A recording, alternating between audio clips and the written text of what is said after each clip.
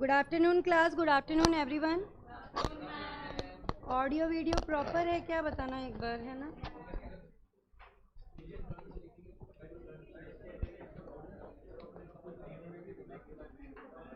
ठीक है, चलो स्टार्ट करते हैं। कल एक टॉपिक स्टार्ट कर रखा था, रिकॉन्स्टिट्यूशन, याद आ रहा है? तो उसके अंदर हमने बोला था री मतलब दोबारा, कॉन्स्टिट्यूशन मतलब बनना। एक तरीके से आपकी फर्म दोबारा से बनती है तो उसको बोला जाता है रिकॉन्स्टिट्यूशन। ऐसा 5 केसेस में हो सकता है: नए पार्टनर की एंट्री, रिटायरमेंट, एक्सपल्शन, इंसॉल्वेंसी और डेथ। ये केसेस लिए थे अपन ने, ठीक है। और हमने बोला था यहाँ पर डिसोल्यूशन ऑफ पार्टनरशिप होता है, डिसोल्यूशन ऑफ फर्म नहीं होता। Dissolution of partnership, not the dissolution of firm.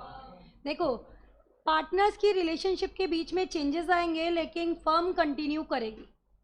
There will be change in relationship between the partners but the firm will continue in सभी केसेस में। हमने एक बार आपको समझा दिया था, अब अपन कहाँ से लेने वाले हैं? एमसीसी बुकलेट से। क्या चीज? अभी यूनिट नंबर 3 में बताएंगे आपको। रिकॉन्स्टिट्यूशन का मतलब होता है डिसोल्यूशन ऑफ पार्टनरशिप। आगे बाकी पार्टनर्स चाहें तो फर्म को कंटिन्यू कर सकते हैं, और डिसोल्यूशन ऑफ फर्म का मतलब फर्म ही खत्म।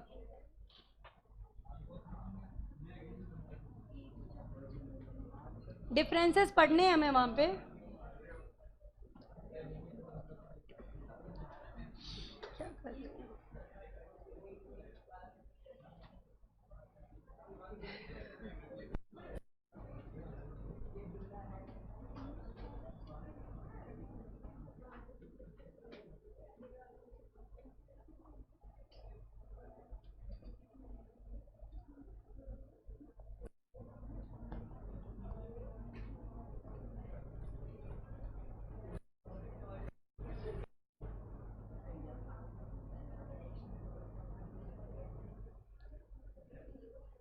पेज नंबर 169 में एमसीसी बुकलेट पे टॉपिक दिया हुआ है हमारा। इसके अंदर हमें बताया legal consequences of partner coming in and going out, reconstitution भी जिसको बोला जाता है। सबसे पहले किसके बारे में पढ़ेंगे? Introduction of. हमने बोला था नया पार्टनर आ सकता है with the consent of all the partners, ठीक है। और लाइबिलिटी नॉर्मली कब से स्टार्ट होती है? From the date of admission. लेकिन बाई एग्रीमेंट क्रेडिटर की कंसेंट से चाहे तो पास लाइबिलिटीज भी ले सकता है। एक फर्म में 2 पार्टनर है, एक पार्टनर की डेथ हो गई तो ऑटोमेटिकली डिसॉल्व है, no question of entry of new partner, वो लिया था अपन ने। अब इसके अंदर क्या करना है? देखो, new partner can be admitted only with the consent of all the partner. Liabilities generally commence करेंगी from the date he is admitted as a partner. Ordinarily मतलब generally.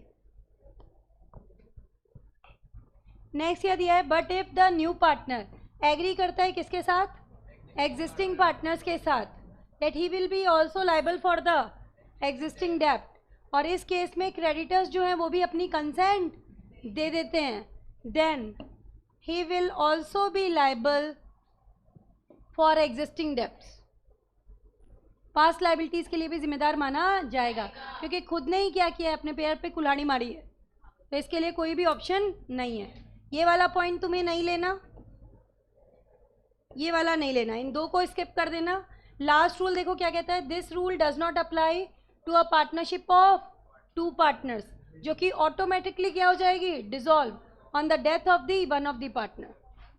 There is no question of entry of new partner. नया नहीं आ सकता ना। फिर आया retirement of a partner. याद करो, रिटायर हो सकता है 3 तरीके से।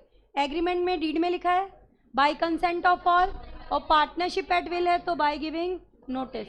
तो 3 तरीके क्या है? देखो, with the consent of all, express agreement, partnership at will है तो बाय गिविंग नोटिस। और नोटिस पब्लिक नोटिस नहीं होता, कौन सा? Notice to other partner.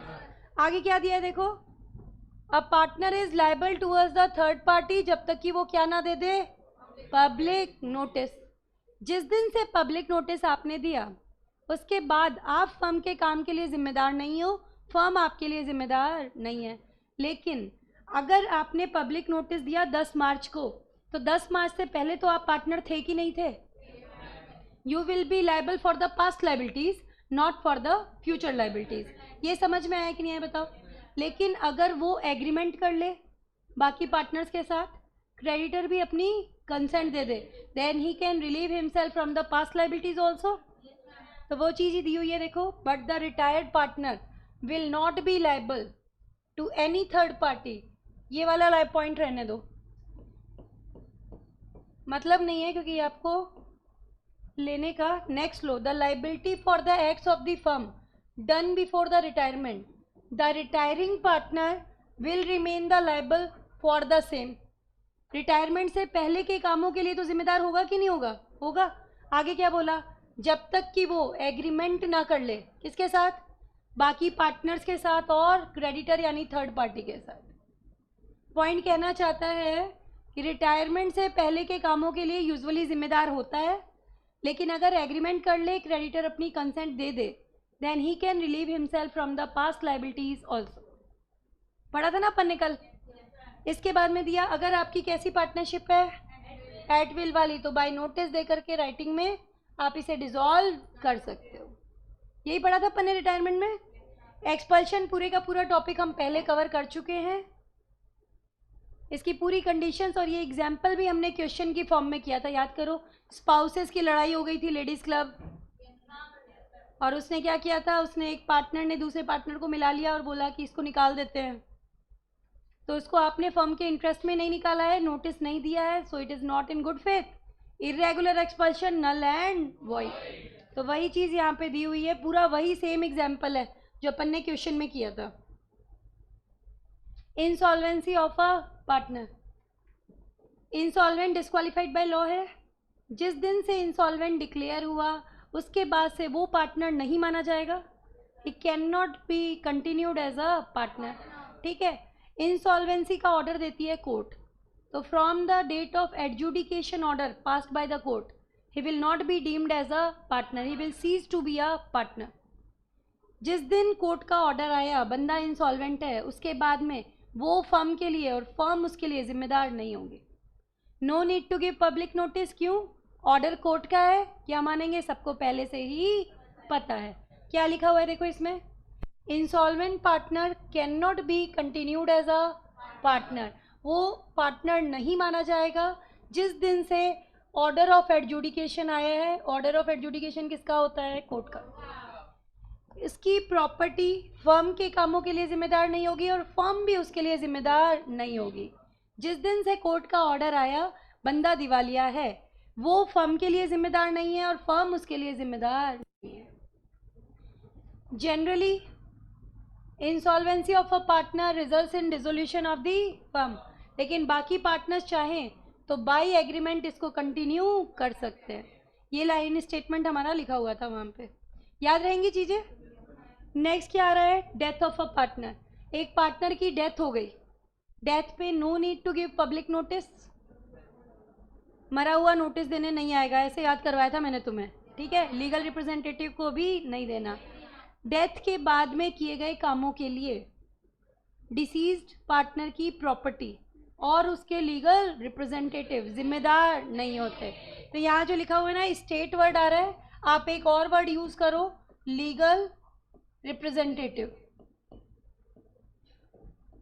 Legal representative, the estate और legal representative of the deceased partner not liable for the act of the firm done after the death of the partner. Partner की death के बाद firm के जो भी काम हुए उसके लिए उसकी प्रॉपर्टी या उसके लीगल रिप्रेजेंटेटिव जिम्मेदार नहीं होते। Not necessary to give any public notice, death के केस में पब्लिक नोटिस देने की कोई ज़रूरत नहीं होती। नेक्स्ट क्या आ रहा है इसके अंदर देखो, एक एग्जाम्पल दिया हुआ है, इसको अच्छे से करते हैं। एक्स एक फर्म में पार्टनर है, फर्म ने गुड्स का ऑर्डर प्लेस किया था एक्स की लाइफ टाइम में, लेकिन गुड्स की डिलीवरी एक्स की डेथ के बाद हुई है। ऑर्डर प्लेस कर दिया उसकी लाइफ टाइम में, लेकिन गुड्स की डिलीवरी हुई है डेथ के बाद में। इसको कौन सा माना जाएगा ट्रांजैक्शन, बिफोर डेथ या after death? It will be considered as a transaction after death. क्यों? अभी तक गुड्स की डिलीवरी हुई नहीं थी। ठीक है, इसे क्या माना जाएगा? Transaction after death. सिर्फ ऑफर ही तो दिया है, ऑर्डर ही तो दिया है, ऑर्डर रिजेक्ट भी तो हो सकता है ना। इसे क्या माना जाएगा? Transaction after death. और आफ्टर डेथ के कामों के लिए लीगल रिप्रेजेंटेटिव और प्रॉपर्टी जिम्मेदार नहीं होते। आगे क्या लिखा है? In such a case ex estate will not be liable for the डेप्ट। ये लाइन बहुत इंपॉर्टेंट है, हर प्रैक्टिकल आंसर में लिख के आएगी जो भी इसका क्वेश्चन आएगा। क्या? Creditor can have only a personal decree against the surviving partners and a decree against the partnership asset in the hand of those partners.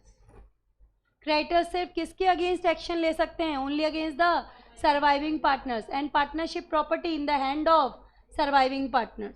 जिसकी डेथ हो गई, डेथ के बाद के कामों के लिए उसके लीगल रिप्रेजेंटेटिव और उसकी प्रॉपर्टी जिम्मेदार नहीं होती। क्रेडिटर सिर्फ किसके अगेंस्ट एक्शन ले सकता है? Only against the surviving partners and the partnership asset in the hand of surviving partners. ठीक है। हाँ, written order of court, written order of court is decree. A suit for the goods sold and delivered will not lie against the representative also. मैंने यही add करवा दिया था, legal representative के against भी कोई केस फाइल नहीं हो सकता, because there was no debt due in respect of goods in X lifetime। क्यों? X जब तक जिंदा था तब तक कोई डेप्ट नहीं था। क्या माना है? Transaction after his death. ये अच्छे से दिमाग में बिठा लो। गुड्स का ऑर्डर लाइफ टाइम में दिया और डिलीवरी डेथ के बाद हुई, ट्रांजेक्शन आफ्टर डेथ माना जाएगा। ऐसा ही आता है प्रैक्टिकल क्वेश्चन में कि ऑर्डर तो दे दिया था उसकी लाइफ टाइम में और डिलीवरी हुई है उसके डेथ के बाद में, तो ट्रांजेक्शन आफ्टर डेथ मानना, ट्रांजेक्शन आफ्टर डेथ। ठीक है।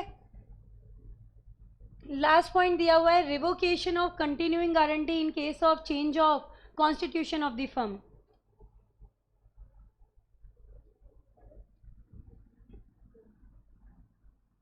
फर्म में हो गया कॉन्स्टिट्यूशन, रिकॉन्स्टिट्यूशन मतलब नया आ गया, पुराना रिटायर हो गया, एक्सपल्शन, इंसॉल्वेंसी, डेथ, तो कंटिन्यूइंग गारंटी रिवोक हो जाती है, खत्म हो जाती है। Revocation is only for the future transaction, not for the past transaction. एक एग्जाम्पल से समझते हैं। एक फर्म में 3 पार्टनर हैं, ए बी सी। ठीक है। कंटिन्यूइंग गारंटी कौन सी गारंटी होती है? Which continues over a series of transaction. 2 तरीके की गारंटी होती है, स्पेसिफिक गारंटी और कंटिन्यूइंग गारंटी। स्पेसिफिक गारंटी एक सिंगल ट्रांजेक्शन के लिए दी जाती है। कंटिन्यूइंग गारंटी जो होती है वो एक नंबर ऑफ ट्रांजेक्शन तक कंटिन्यू करती है। सपोज करो ए बी सी पार्टनर है एक फर्म में। एक्स जो है वो ए का फ्रेंड है। ए के कहने पर उसने फर्म के बिहाफ पर कंटिन्यूइंग गारंटी दी है। एक्स ने कंटिन्यूइंग गारंटी दी है कि फर्म 1 करोड़ रुपए तक के अपने सारे जो डेब्ट्स हैं, जो भी ट्रांजेक्शन्स हैं, उनका पेमेंट कर देगी।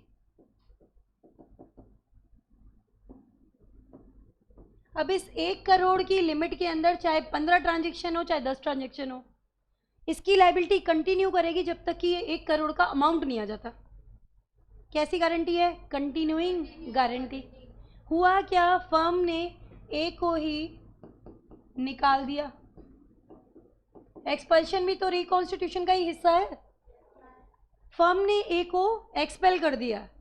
अब भाई ये इसी का तो दोस्त था, इसी के कहने पे तो इसने गारंटी दी थी, यस और नो? तो भाई इसकी गारंटी लॉ क्या कहता है? जैसे ही फर्म में रिकॉन्स्टिट्यूशन होगा, कंटिन्यूइंग गारंटी क्या हो जाएगी? Revoked.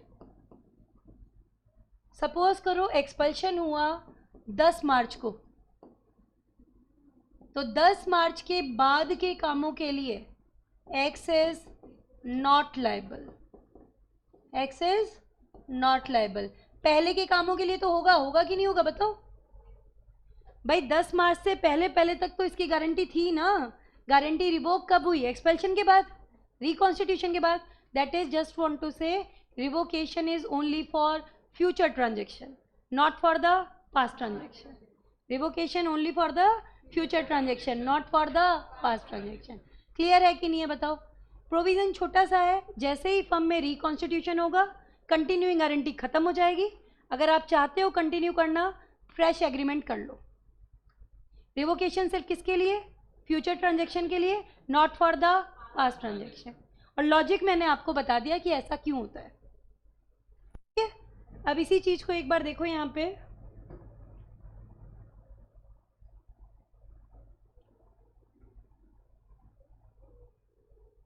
Revocation of continuing guarantee in case of constitution of the change in the constitution of the company. Continuing guarantee given to a firm or a third party in respect of transaction of the firm. And then after क्या हो गया? Change in constitution.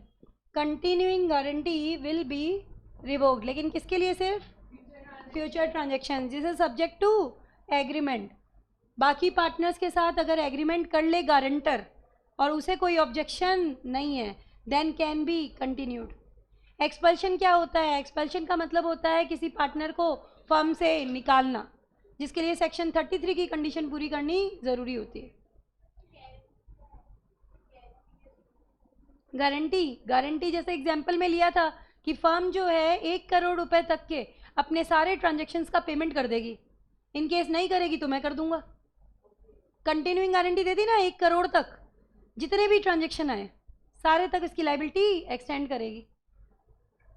ये topic हमने cover किया अभी reconstitution. इसके practical देखो बेटा एक बार। एक क्वेश्चन ऐसा करवा जिसमें डेथ इंसॉल्वेंसी आ जाए दोनों।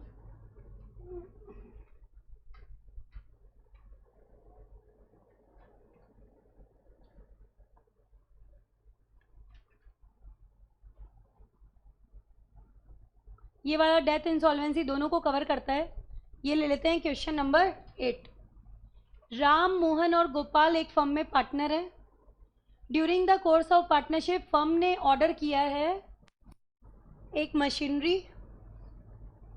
Before the machine was delivered एक पार्टनर की हो गई death. The machine however was later delivered to the firm. Thereafter remaining partners भी क्या हो गए हैं? इंसॉल्वेंट, और फर्म पेमेंट नहीं कर पा रही।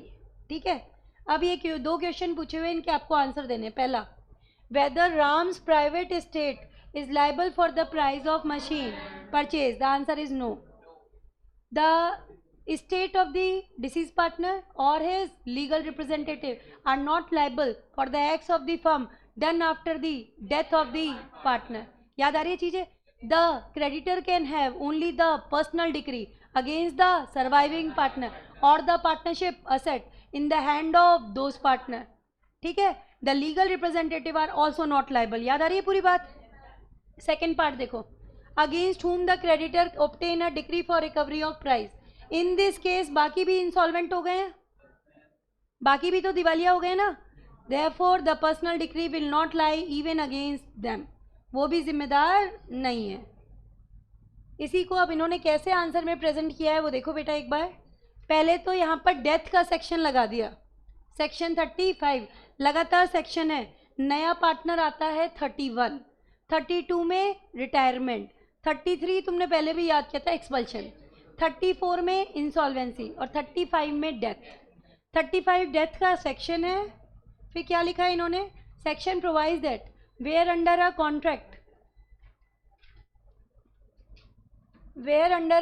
Contract between the partners firm is not dissolved by the death of a partner, the estate of a deceased partner is not liable for any act of the firm done after his death. Death के बाद के कामों के लिए उसकी property जिम्मेदार नहीं होती। Ram's estate in this case will not be liable for the price of machinery purchase.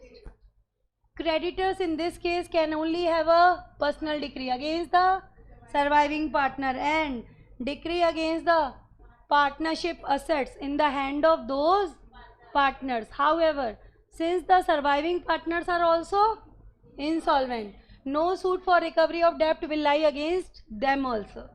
और ये लाइन जरूर देखे आना, this is because there was no debt due in respect of goods in Ram's life. No debt due in respect of goods in his lifetime. क्या मान के चल रहे हो? Transaction after death, transaction after death. इसको टिक लगा लो। एक question अगर आप इसका ये वाला कर लेते हो ना तो सारे क्वेश्चन जो भी डेथ और इंसॉल्वेंसी पे आ रहे हैं ना, सारे इसी पैटर्न में आंसर्ड है और सब में इसी तरीके के क्वेश्चन पूछे गए हैं। कर लोगे? इसके आगे देखो क्या दिया हुआ है।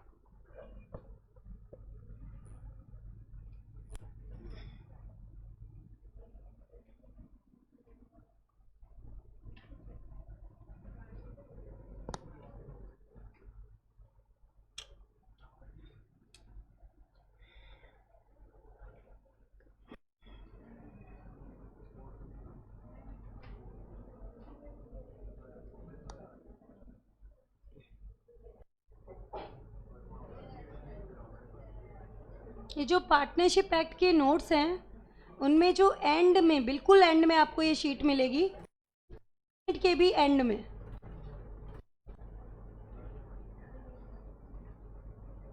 वो है चैप्टर नंबर 2 की 3rd यूनिट के बिल्कुल एंड में, जहाँ पार्टनरशिप एक्ट ख़त्म होगा ना, उसके एंड में पीडीएफ में आपको एक शीट मिलेगी, liability of partners towards third parties. वो हम लेने जा रहे हैं topic, liability of partners towards third parties. Topic को इम्पॉर्टेंट मार्क करना, एक बार थ्योरी क्वेश्चन पूछा हुआ है। Liability of partners towards the third parties. 3 section है, 25, 26, 27। 25, 26, 27। स्टार्ट करते हैं 25 नंबर सेक्शन से।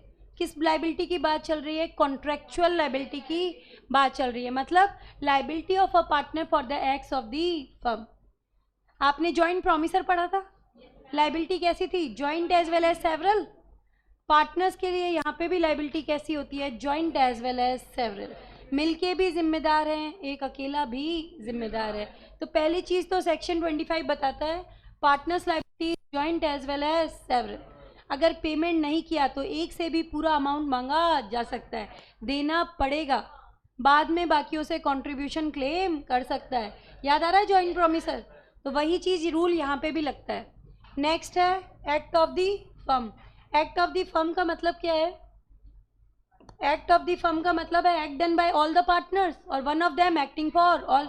म्यूचुअल एजेंसी पढ़ा था ना, वही चीज है। देखो, act done by all the partners और any one of them acting for all, enforceable by or against firm, जिसके लिए फर्म केस फाइल कर सकती है और फर्म पे केस फाइल किया जा सकता है, उसी को बोला जाता है acts of the firm. Contractual liability के बाद आ रहा है section number 26, liability for tort और रॉन्गफुल एक्ट। टॉर्ट का मतलब लिखो सिविल रॉन्ग, सोसाइटी के अगेंस्ट किए गए गलत काम। माइनर की पोजीशन में वर्ड आया था तो मैंने एक्सप्लेन किया था आपको, सिविल रॉन्ग का मतलब टॉर्ट है।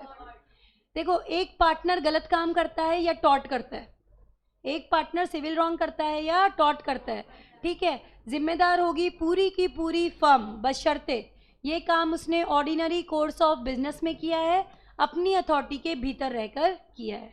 क्या लिखा है देखो, firm is liable for the tort और wrongful act done by a partner if he acted in ordinary course of business within the authority, within the authority. एक example से समझो, एक माइनिंग फर्म है, उसमें 2 partner हैं ए और B.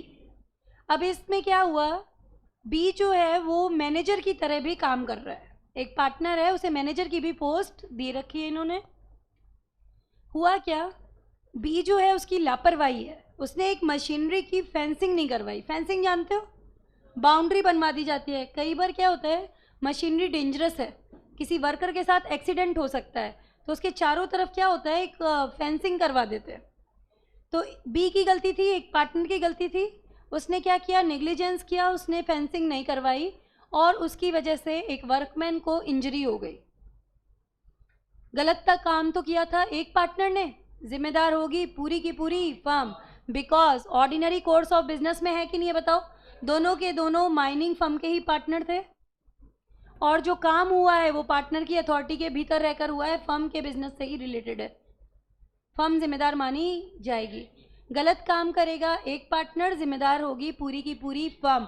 2 चीज़ें पूरी होनी चाहिए, transaction ordinary course of business में है, दूसरा इम्प्लाइड अथॉरिटी के भीतर है, इम्प्लाइड अथॉरिटी के भीतर है। नेक्स्ट आ रहा है liability for misappropriation by a partner, section 27 क्या कहता है?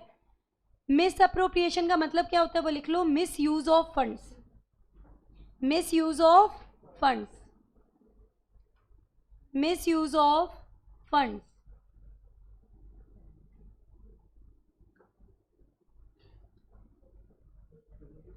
एक पार्टनर ने फर्म के फंड्स को मिसयूज किया, एक पार्टनर ने फर्म के फंड्स को मिसयूज किया, जिम्मेदार होगी पूरी की पूरी फर्म। वही दो चीजें पूरी होनी चाहिए, ordinary course of business within the implied authority.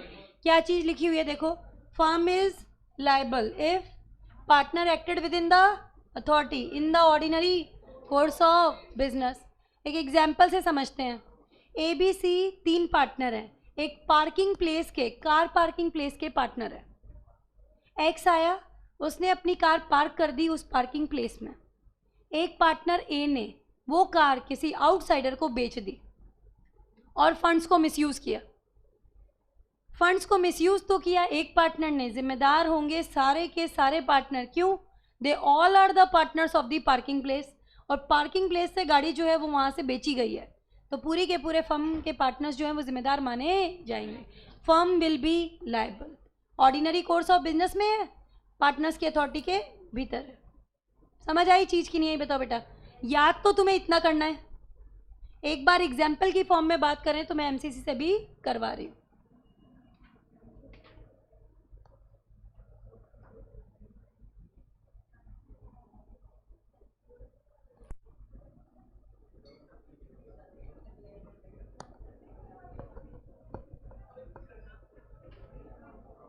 Page number बताना बेटा MCC बुकलेट में। 160।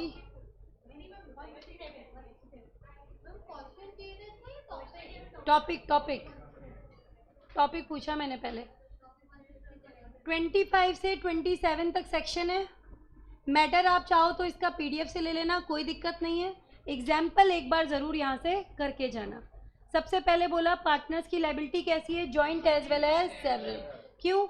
मिलके भी जिम्मेदार हैं, एक अकेला भी जिम्मेदार है। कॉन्ट्रेक्चुअल लायबिलिटी में क्या याद करना है, jointly as well as severally liable हैं। और एक्ट ऑफ द फर्म क्या होता है वो वहाँ लिखा हुआ है हमने, act done by all the partners, one of them acting for all, enforceable bye the firm और अगेंस्ट द फर्म, यही लिखा था। इसके बाद में क्या है देखो, एग्जाम्पल ये वाला, एक पार्टनरशिप फर्म है सपोज करो, उसमें 3 पार्टनर है ABC। आज की बात करें तो फर्म जो है वो डिसॉल्व हो चुकी है। एक फर्म है जिसके अंदर 3 पार्टनर्स हुआ करते थे, कौन कौन? A, B और C। जब ये लोग पार्टनर्स थे उस समय फर्म ने क्या किया, किसी के रजिस्टर्ड ट्रेडमार्क के अगेंस्ट में गुड्स बना के बेचती है। तो उस समय जो जो पार्टनर थे उस फर्म के, they will be liable jointly as well as severally. कोई फर्क नहीं पड़ता कि आज के दिन फर्म डिसॉल्व हो चुकी है। जिस समय ये ट्रांजैक्शन हुआ था उस समय तो पार्टनर थे ना, और पार्टनर्स की लायबिलिटी कैसी होती है, unlimited. They will be liable jointly as well as severally. इसी को अब इन्होंने एक एग्जाम्पल की फॉर्म में डाला है, आप ये देखो, where certain person were found to have been the partners in a firm when act constituting infringement of a trademark by the firm took place। मतलब किसी ट्रेडमार्क के अगेंस्ट में काम किया गया था फर्म के द्वारा। It was held that they were liable for the damages arising out of infringement, it being immaterial that the damages arose after the dissolution। उससे कोई फर्क नहीं पड़ता भाई, जिस समय गलत काम हुआ तुम पार्टनर थे तो तुम जिम्मेदार माने जाओगे। और लायबिलिटी भी कैसी, joint as well as several.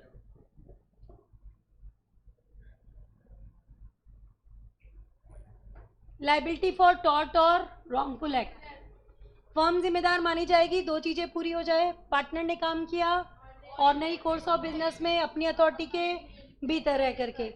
Example अभी दिया था, एक बार रीडिंग लगाना।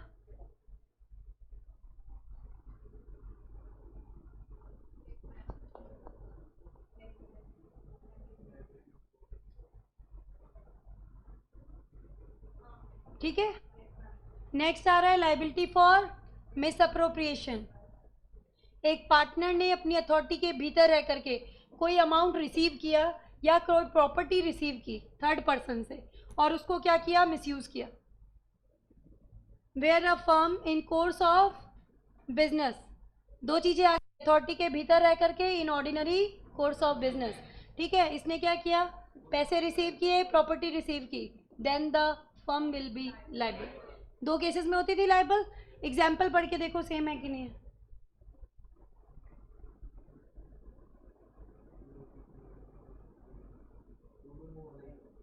पार्किंग प्लेस सेम है ना, तो पूरी की पूरी फर्म जिम्मेदार मानी जाएगी।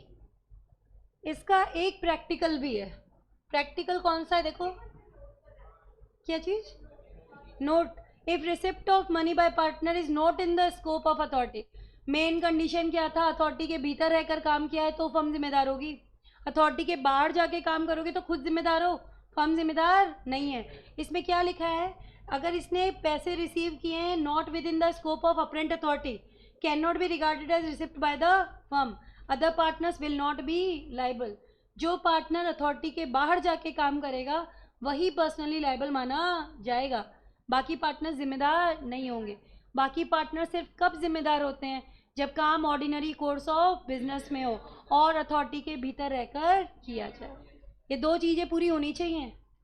हर पॉइंट में दो चीज़ें बोल रहे हो, ordinary course of business within the authority firm liable है, otherwise partner is personally liable. इसमें क्वेश्चन नंबर 6 निकालो, चलो बेटा।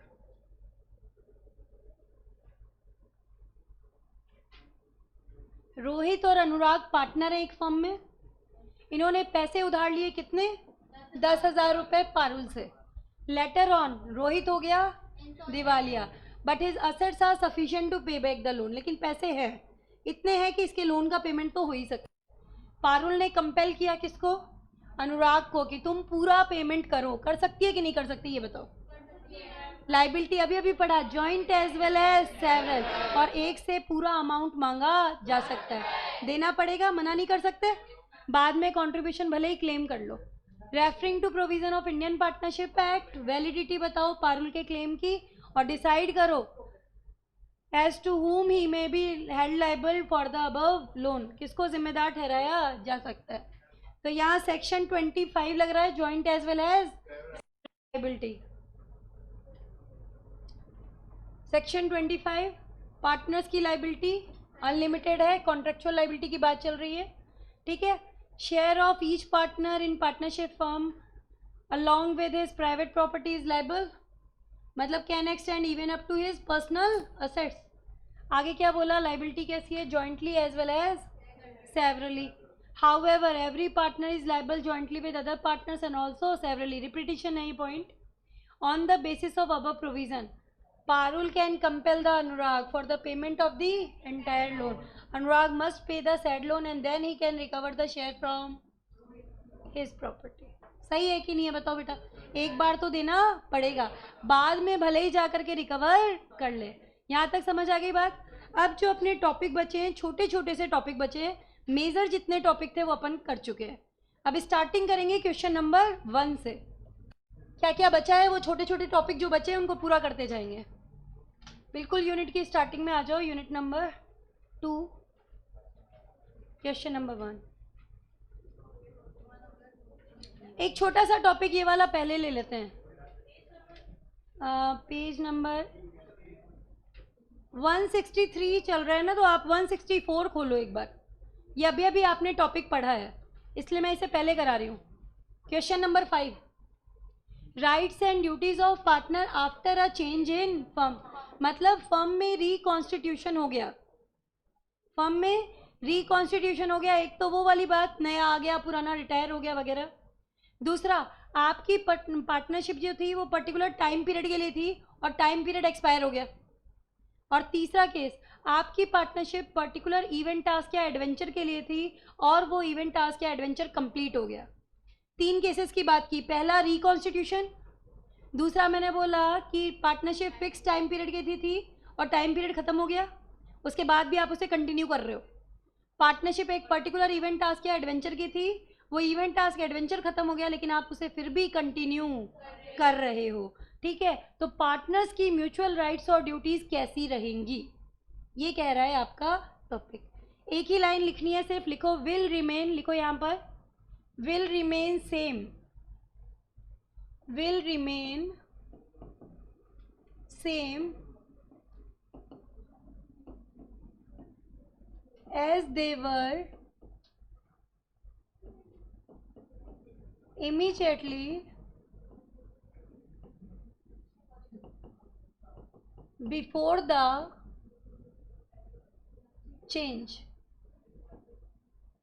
वैसे ही बनी रहेंगी म्यूचुअल राइट्स और ड्यूटीज जैसे रिकॉन्स्टिट्यूशन से पहले थी, चेंज से पहले थी। याद करने की लाइन तो यही है, बाकी इसी चीज को वो इलेबोरेट करेगा। आप देखना सब में कंक्लूजन यही निकलेगा। हेडिंग क्या कहती है, rights and duties of partner after a change in firm. Firm में चेंज हुआ, उसके बाद पार्टनर्स की राइट्स और ड्यूटीज कैसी रहेंगी, हमने बोला पहले जैसी ही बनी रहेंगी, पहले जैसी ही बनी रहेंगी। अब इसमें देखो, पहले तो ये बताता है कि चेंज इन फर्म किस तरीके से हो सकता है। शुरू के 2 पॉइंट रिकॉन्स्टिट्यूशन है या नहीं है, बताओ मुझे। नया आ गया, पुराना रिटायर हो गया, डेथ वगैरह, ठीक है। दूसरा केस कहता है पार्टनरशिप करी थी एक पर्टिकुलर टास्क या बिजनेस के लिए, उसके अलावा भी आप कोई बिजनेस गए हो। तीसरा, पार्टनरशिप करी थी फिक्स टाइम पीरियड के लिए, उसके बाद भी आप उसे जारी रख रहे हो। ये 3 केसेस यहाँ पर कवर किए और इफेक्ट बताएंगे। अब इसके पहले पॉइंट को बोला जाएगा after a change in firm. This is basically reconstitution after a change in firm. क्या लिखा हुआ है देखो इसमें, अंडरलाइन करना, mutual rights and duties of the partners will remain the same as they were immediately before the change. पहले जैसे बने रहेंगे, उनमें कोई परिवर्तन नहीं आएगा। Will remain same immediately as they were before the change. दूसरा आ रहा है ये वाला पॉइंट देखो, after the expiry of term of the firm. Firm बनाई थी 1 साल के लिए, 1 साल के बाद भी आप क्या कर रहे हो, उस फर्म को कंटिन्यू कर रहे हो, तो इसमें क्या लिखना है, अंडरलाइन करना, mutual rights of duties of partners will remain the same as they were before the expiry of the time period. ठीक है कि नहीं है, बताओ। फिर आया when additional undertakings are carried on. Firm आपकी particular event task adventure undertaking के लिए बनाई थी, उसके अलावा भी कोई दूसरा इवेंट टास्क या एडवेंचर कर रही है, अंडरटेकिंग कर रही है, ठीक है। तो यहाँ पर आपको ऐड करना पड़ेगा, लिखना एक बार, mutual rights and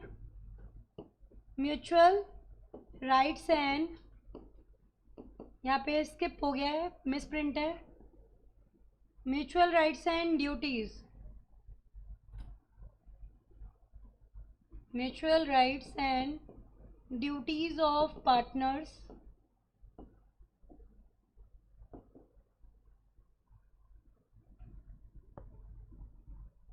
are same as those in respect of original adventure or undertaking। पहले जैसी ही बनी रहेंगी, सब में बात एक ही लिखनी है। सीपीटी में हम सिर्फ यही लाइन याद करवाते थे, फर्म में रिकॉन्स्टिट्यूशन हुआ, म्यूचुअल राइट्स और ड्यूटीज पे कोई असर नहीं पड़ता, वो पहले जैसे ही बने रहेंगे। समझ आ गई बात कि नहीं आई, बताओ बेटा। उसी चीज़ को इन्होंने 3 हेडिंग में डिवाइड कर दिया और हमने उनको हेडिंग्स के अकॉर्डिंग पढ़ा है। याद रहेगी बात।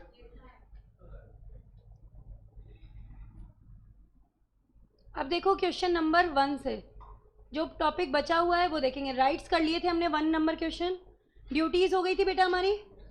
अब इसके बाद में क्वेश्चन आ रहा है ये वाला जो मैं करवाने जा रही हूँ, question number 3, partnership property. Partnership property section number 14 में बताई गई है। 3 चीज़ों को पार्टनरशिप प्रॉपर्टी में शामिल माना जाता है, 3 चीज़ों को पार्टनरशिप प्रॉपर्टी में शामिल माना जाता है। पहली चीज़, भाई जब फर्म की स्टार्टिंग हुई होगी उस समय हर पार्टनर फर्म के कॉमन स्टॉक में कोई ना कोई असेट लेके आया होगा एज इज कंट्रीब्यूशन, तो उसको अपन पार्टनरशिप प्रॉपर्टी में शामिल मानेंगे। ऑल प्रॉपर्टी राइट और interest which are brought by the partners in the common stock of the firm in the beginning of the firm. जब फर्म की शुरुआत हुई तो हर पार्टनर कोई ना कोई एसेट लेके आता है फर्म के कॉमन स्टॉक में, उसको क्या माना जाएगा? Partnership property. ठीक है, दूसरा क्या शामिल माना जाएगा? दूसरा हम मानेंगे भाई उन असेट से तो सिर्फ काम चलेगा नहीं, फर्म के फंड से, पैसों से और असेट्स भी तो खरीदेंगे ना अपन। द ऑल प्रॉपर्टी राइट और interest which are acquired by the firm by firm's money, by firm's money, firm के पैसों से जो असेट्स वगैरह खरीदी वो भी किस में ली जाएंगी? आपकी पार्टनरशिप प्रॉपर्टी में। ठीक है, नेक्स्ट और लास्ट बोलेंगे goodwill. Goodwill of a business subject to contract, उसको भी पार्टनरशिप प्रॉपर्टी में लिया जाएगा। अब क्या क्या चीज़ें हैं वो देखो एक बार। पार्टनरशिप प्रॉपर्टी मीन्स, एक लाइन लिखो इसके लिए, पार्टनरशिप प्रॉपर्टी, इसके लिए एक लाइन लिख लो। Partnership property is joint property of all the partners, is joint property of all the partners in which all the partners have, in which all the partners have community of interest, community of interest, community of interest. It belongs to the firm, it belongs to the firm, it belongs to the firm. Partnership property क्या है? It is the joint property of all the partners, जिसमें सभी partners का interest होता है और इस पे किसका इंटरेस्ट, मतलब किसका हक माना जाता है? फर्म का। ठीक है, अब इसके बाद में लिखना partnership property include the following items. क्या क्या चीज़ें इसमें शामिल है? दोनों पॉइंट में ये तीन वर्ड आएंगे, property right interest, property right interest. याद करो ट्रांसफर ऑफ इंटरेस्ट में मैंने कहा था इंटरेस्ट वर्ड पार्टनरशिप प्रॉपर्टी में आता है, that's why it can be transferred like any other property. जैसे प्रॉपर्टी को ट्रांसफर करते हैं सेल प्लेज मॉर्गेज, इंटरेस्ट को भी ट्रांसफर किया जा सकता है by way of sale pledge mortgage. याद आ रहा है? सभी प्रॉपर्टी राइट और इंटरेस्ट जो पार्टनर्स लेके आए हैं फर्म के कॉमन स्टॉक में एज देयर कंट्रीब्यूशन, उसको पार्टनरशिप प्रॉपर्टी में लेंगे। वो सभी प्रॉपर्टी राइट और इंटरेस्ट जो कि अक्वायर की गई हैं, परचेज की गई हैं बाई और फॉर द फर्म, उन्हें भी किस में लिया जाएगा? पार्टनरशिप प्रॉपर्टी में। और तीसरा किसको लोगे? Goodwill of the business. एक पर्टिकुलर प्रॉपर्टी फर्म की प्रॉपर्टी है या पार्टनर की पर्सनल प्रॉपर्टी है, कैसे पता चलेगा? एक पर्टिकुलर प्रॉपर्टी फर्म की प्रॉपर्टी है या पार्टनर की पर्सनल प्रॉपर्टी है, कैसे पता चलेगा? Depends on the intention of the parties. अगर आपने एक बार यूज़ करने के लिए फर्म को दे दी तो ये आपकी पर्सनल प्रॉपर्टी है, फर्म की प्रॉपर्टी नहीं बनेगी। हमेशा के लिए दे दी तो फर्म की प्रॉपर्टी बन जाएगी। क्या लिखा हुआ है देखो, to determination of the question whether a particular property is or is not the property of the firm depends on the real intention of agreement of the partners. समझ आई बात? मेयर फैक्ट, एक property of a partner is being used for the purpose of firm will not itself make the partnership property unless it is intended. एक partner ने property एक बार use करने के लिए फर्म को दे दी, इसका मतलब ये नहीं कि वो पार्टनरशिप प्रॉपर्टी बन गई, ये उसकी पर्सनल प्रॉपर्टी है। इरादा देखा जाएगा, अगर इरादा हमेशा के लिए देने का है तो किसकी प्रॉपर्टी? फर्म की। और अगर सिर्फ वन टाइम यूज करने के लिए दी तो किसकी प्रॉपर्टी? पार्टनर्स की पर्सनल प्रॉपर्टी। तुम्हें यहीं तक लेना है, याद रहेगा? ये यहाँ पर ईयर गलत लिखा गया है, ये ईयर किसका है? पार्टनरशिप प्रॉपर्टी का है। आपसे गुडविल के बारे में नहीं पूछेगा कि गुडविल होता क्या है, लेकिन मैं आपको बता देती हूँ कि गुडविल होती क्या है। देखो, आपके प्रॉफिट लेवल में और आपके कंपटीटर के प्रॉफिट लेवल में जो डिफरेंस होता है वो किसकी वजह से है? गुडविल की वजह से। क्या लिखा हुआ है यहाँ पे देखो, goodwill means value of the reputation of business house in respect of profit expected to be in future over and above the normal level of profit earned by the undertaking belonging to the same class of business. Easy language में बोलूँ तो यही है, आपके profit level में आपके competitor के profit level में जो डिफरेंस होता है वो किसकी वजह से होता है? Goodwill. It is the value of the reputation of the business house. It is value और reputation of the business house. Goodwill को subject to agreement partnership property में लिया जाता है। अभी आपने 3 पॉइंट पढ़े थे बेटा, उसमें आपकी पार्टनरशिप गुडविल भी शामिल थी। ओवरऑल कंक्लूड करते हैं, ख़त्म करते हैं। Section 14 partnership property, joint property of partner है, सभी पार्टनर्स का इसमें इंटरेस्ट होता है। 3 चीज़ों को शामिल करती है। क्या? ऑल प्रॉपर्टी राइट और interest brought by partners, common stock as a their contribution. All property right और इंटरेस्ट अक्वायर्ड और purchase by firm by the firm's money. और तीसरा क्या? गुडविल। इतना याद करना है, डेफिनेशन याद हो जाएगी पार्टनरशिप प्रॉपर्टी की, बस इतना करना है। कर लोगे? तो आज जो है अपन ने क्या कंप्लीट किया है वो देख लो एक बार, शॉर्ट में समराइज करा रही हूँ। रिकॉन्स्टिट्यूशन के बारे में पढ़ा था। रिकॉन्स्टिट्यूशन के ऊपर लॉन्ग क्वेश्चन ऐसे आए, मुश्किल है आपके आते हैं प्रैक्टिकल। प्रैक्टिकल 2 टॉपिक पे सबसे ज़्यादा आते हैं। एक तो एक्सपल्शन, उसका जब टॉपिक किया था एक्सपल्शन का 2-3 प्रैक्टिकल क्वेश्चन किए थे हमने। फिर दूसरे हमने टॉपिक पढ़ा है अभी भी, डेथ और इंसॉल्वेंसी, उस पर प्रैक्टिकल आता है। एक्सपल्शन, डेथ और इंसॉल्वेंसी, इनका आइडिया मैंने आपको दे दिया। उसके बाद में हमने क्या बात की? हमने बात की कि भाई आपको अगर ये रिकॉन्स्टिट्यूशन होता है तो आपके पार्टनर्स के म्यूचुअल राइट्स और ड्यूटीज़ पे कोई फ़र्क नहीं पड़ेगा, ठीक है। और हमने पार्टनरशिप प्रॉपर्टी के बारे में पढ़ लिया, joint property of all the partners. कल अपनी ये यूनिट वाइंड अप हो जाएगी और 3rd unit I think start भी हो जाएगी, ठीक है। कोई क्वेरी है किसी की बेटा तो पूछ सकते हो आप। थर्ड पार्टी के राइट्स भी बताए थे मैंने आपको, 25, 26, 27। 25 कहता था आपका contractual liability, joint as well as several. 26 क्या कहता था? रॉन्गफुल एक्ट और टॉट किया एक पार्टनर ने, जिम्मेदार पूरी की पूरी firm. Ordinary course of business में होना चाहिए, अथॉरिटी के भीतर होना चाहिए। 27 में बोला misappropriation by a partner, करेगा एक पार्टनर, जिम्मेदार पूरी फर्म, बशर्ते अथॉरिटी के भीतर होना चाहिए और ऑर्डिनरी कोर्स ऑफ बिजनेस में होना चाहिए। कोई क्वेरी है किसी की बेटा पूछ सकते हो, एनीवन? नहीं? चलो ठीक है बेटा, फिर अपन वाइंड अप करते हैं, कर लेंगे आगे।